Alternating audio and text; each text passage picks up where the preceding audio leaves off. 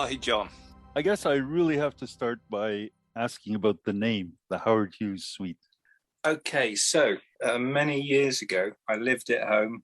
I would have periods where I would not see my family for quite a while because I would stay in my room. I'd either be playing my guitar or reading, listening to music. When I did venture out, it was often after dark. So I might not see anybody for days sometimes. One time that I came out of my bedroom, I noticed that there was a sign that had been put on my door, and my brother had made this sign that said the Howard Hughes Suite. Then many years later, because I do have a tendency to be reclusive, I just thought it would work well with, the music. Because I used to be in bands and stuff, but when I went to do the solo stuff, I thought it would be quite apt to use that. So that's thanks to my brother. It's a good name. Now, how would you describe your music? Ambient Americana, really. I mean, I think it's very cinematic. Ambient Americana, I think, would be the best way to describe it. Yeah. So how did you decide on the musical path that you've taken? I would say really that the path sort of found me, really, which I think it's not like a goal that this is what I want to create.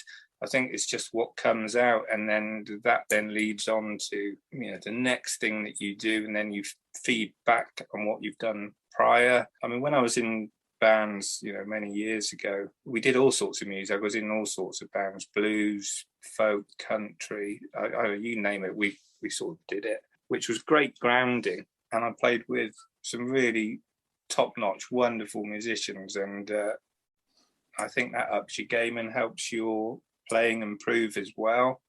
When I first heard Brian Eno's, or when I first really became aware of his music, was a theme tune for the Arena program. I don't know how I found out who it was, because it was pre-internet, but I found out it was Brian Eno, and it was another Green World album. So I got that, and I was just so blown away by the production and it's the musicality of it. I mean, a lot of it quite simple, but the pieces themselves were just stunning.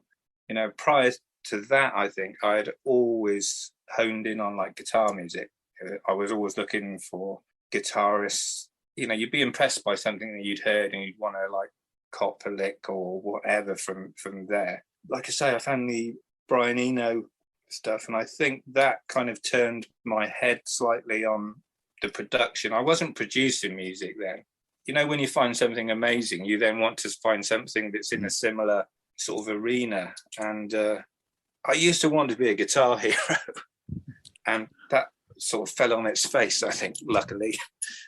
When I then sort of started producing, that whole thing of trying to impress with guitar solos went out of the window. I wanted to find and create music that would move people, not because of some brilliant guitar solo in the middle, but because of the whole piece was emotive or evocative. So I've always been interested in country music. My dad has a great record collection covering all sorts of music. There was a lot of country music, Willie Nelson, Merle Haggard. I was exposed to the pedal steel from early age. I didn't take it up until a few years ago, sort of relatively recently, but I always loved that sound. So I think with the Brian Eno and following that path of the ambient music, and then having that sort of touchstone of country music as well, I've always loved slide guitar as well. That's really what I tried to hone my craft at for many years. And